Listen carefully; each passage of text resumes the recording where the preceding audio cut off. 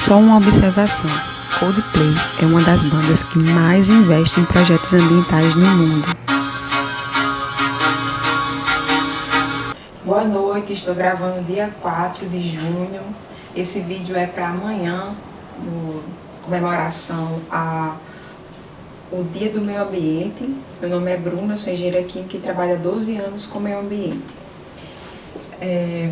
Primeiramente, eu gostaria de agradecer aos meus mais de 2.000 seguidores no Instagram. E gostaria de... Esse vídeo é para falar sobre um artigo que eu fiz dia 1º de junho, em comemoração à Semana do Meio Ambiente, que o nome do artigo é Os Passos Lentos da Humanidade à Conscientização Ambiental, para a Conscientização Ambiental. Então, estamos fazendo também 48 anos da Conferência de Estocolmo, né, que é a Conferência Mundial sobre o Meio Ambiente, que a ONU realizou na Suíça, em Estocolmo, em 72. E esse artigo traz uma reflexão sobre os acontecimentos que levaram à Conferência de Estocolmo, que foi um grande marco para o meio ambiente, foi a Conferência de Estocolmo. Então, o início do artigo começa com a relação homem-meio ambiente, ainda é uma relação muito de comando e controle, né? As leis, elas limitam a ação do homem, as atividades do homem sobre o meio ambiente. Elas limitam, elas têm a função de mitigar esses impactos dessas atividades humanas com relação ao meio ambiente. E por muito tempo na história da humanidade, desde a Revolução Industrial, antes da Revolução Industrial, com a Revolução da Agricultura, o homem começou a modificar muito rapidamente o meio ambiente. E existia aquela ideia de que desenvolvimento está muito ligado com poluição. Você não consegue desenvolver sem poluir. Existia muito essa ideia de que a poluição estava muito ligada a desenvolvimento. No entanto, essas atividades totalmente predatórias, sem nenhum controle, começou a gerar danos que refletiam na própria bem-estar da população, dos seres humanos. Começaram a ocorrer vários incidentes, impactos ambientais, com consequências de vidas humanas, como foi o caso, os primeiros casos de poluição atmosférica. Sim, a legislação de poluição atmosférica foram as primeiras legislações a surgirem. Por quê? Um dos primeiros casos foi em Danora, nos Estados Unidos, né, em Pensilvânia, onde tinha uma nuvem numa cidade industrial de Danora, e matou várias pessoas, se não me engano, acho que matou 7 pessoas e deixou várias outras pessoas, centenas de pessoas, com problemas respiratórios. A outra aconteceu, acho que foi em 52, na Inglaterra. Naquela época, quase todo mundo tinha lareira em casa. Tinha lareira em casa e a matéria que eles usavam como combustível era lenha, né? Então, Londres já era uma cidade extremamente grande, né? Só a cidade de Londres tem mais de 1000 anos. E todo mundo tinha seu aquecimento em casa, à base de lenha.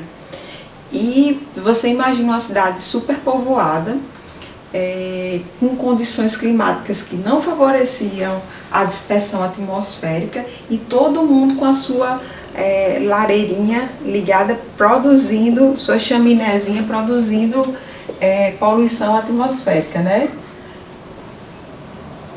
Chegou num ponto onde existia uma neblina tão densa de fuligem mesmo, assim, tão grande que ocasionou a morte de muita gente naquela época. A BBC lançou um artigo, acho que em 2015, falando que chegou a 12.000 pessoas morrerem em 52. Existem fotos das pessoas tentando caminhar na rua usando lenço, eu vou colocar na edição do vídeo depois para vocês verem.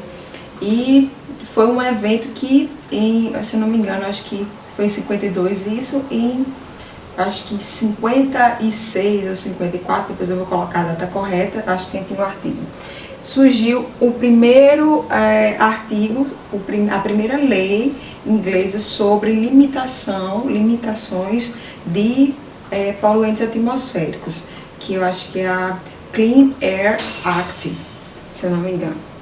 E surgiu a Clean Air Act nos Estados Unidos também, que é a Agência de Proteção Atmosférica, por exemplo, é algo do tipo. Então, enquanto isso, outros países não tinham nem noção do que era proteção ambiental, não tinham nem noção do perigo que a exploração sem limite poderia causar. Então, em 72, a ONU convocou todas as nações a participarem dessa conferência das Nações Unidas sobre meio ambiente. E a consciência, como eu falo, né, foi um momento histórico para onde a humanidade, os países, os grandes líderes das nações naquele momento começaram a ter consciência que a exploração sem limites poderia causar danos irreversíveis. Então, a consciência de que o meio ambiente equilibrado está diretamente ligado ao bem-estar da população e, consequentemente, à saúde pública, não foi um despertar coletivo instantâneo. Alguns países já tinham noção, como eu falei, né, os Estados Unidos, a Inglaterra, provavelmente a China, os países mais desenvolvidos, mas outros países não acordaram para isso ainda. Então, não foi um despertar coletivo instantâneo, foi um despertar individual de algumas nações. Mas marcou porque, como eu falei, vários líderes de nações estavam presentes e começaram a pensar sobre o assunto. E, a partir daí, vários países começaram a produzir sua própria legislação ambiental. Nós temos na nossa Constituição Federal, de 88, um capítulo 6, só sobre o meio ambiente, né, que diz, acho, no artigo 225, que todos têm direito ao meio ambiente equilibrado, né, está assegurado na Constituição Federal. Porém, matérias de direito ambiental, ela é de terceira geração, certo? Vamos lá. Durante a conferência ficou claro a preocupação com o futuro. Foi nessa conferência que começou a surgir aquela preocupação de sustentabilidade. Começou a surgir aquela preocupação. Será que as futuras gerações vão ter direito a um ar limpo, a água potável? Será que as futuras gerações vão ver as espécies que a gente vê hoje? Então, foi nessa conferência que começou a se pensar o que nós vamos deixar para as futuras gerações, certo? E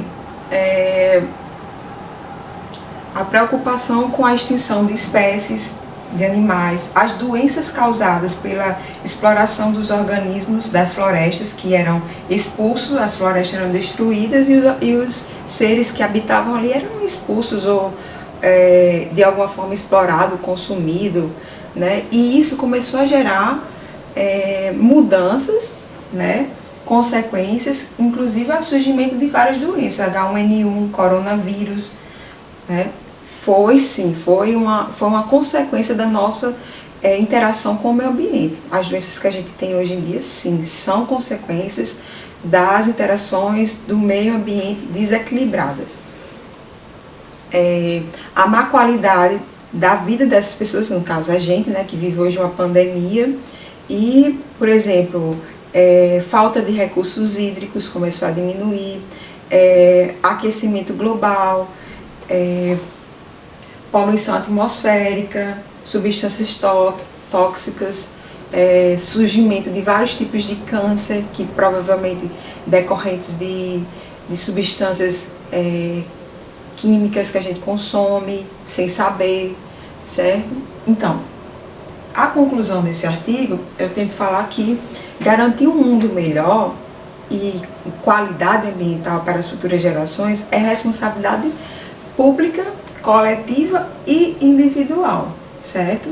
Mas não esperar somente as ações internacionais ou políticas públicas, né, para mudar algo. é fundamental que essas atitudes comecem a ser individuais também. Então, a pergunta é, o que você pode fazer? Como você pode fazer a sua parte por um mundo melhor? Como, por exemplo, não usar tantas sacolas plásticas, você tem uma sacola reutilizável, comprar somente o que for necessário. Sim, o consumismo está muito ligado com as atividades que causam impacto ambiental. Cada vez que você compra uma calça nova, uma camisa, uma bolsa, ou troca de carro, aquela camisa, ela vai gerar um resíduo. A longo prazo ela vai gerar um resíduo. Então, repensar a nossa forma de consumo. Ser vegetariano, sim, causa menos impacto. Tentar ajudar alguma ONG que cuida de animais abandonados, também é outra. Cobrar dos políticos, inclusive esse é um ano eleitoral, cobrar dos políticos políticas públicas, como políticas que impactem o meio ambiente, como as cidades sustentáveis. Até hoje se fala muito nisso, cidades sustentáveis, mas cadê os projetos de cidades sustentáveis? A maioria das cidades do Rio Grande do Norte não tem saneamento básico. A maioria das cidades do Rio Grande do Norte não tem um aterro sanitário, nem sequer tem aterro controlado, não tem. A maioria das cidades do Rio Grande do Norte não tem nem tratamento de efluentes sanitários. Não tem uma lagoa de estabilização, não tem um wetland, não tem. Repensar as suas atitudes, cobrar das lideranças políticas, planos realmente viáveis para você pensar em cidades sustentáveis, mas acima de tudo você, como cidadão, fazer algo pelo meio ambiente. Então é isso, pessoal. Vamos ter mais consciência, né, ambiental.